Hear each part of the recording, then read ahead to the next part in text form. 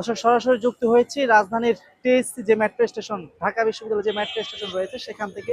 আজকে ডাকসুর যেই প্রতিনিধি দল, ডাকসুর যেই উদ্যোগ, সেটি কিন্তু ইতিমধ্যে বেলা 12টা 15 মিনিটে কিন্তু শুরু হয়েছে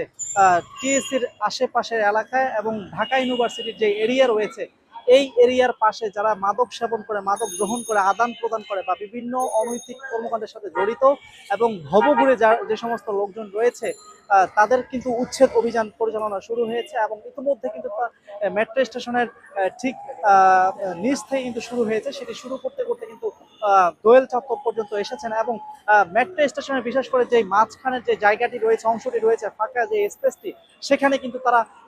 অস্থায়ী বাসস্থান তৈরি করেছেন এবং সেই বাসস্থানে কিন্তু বিভিন্ন ধরনের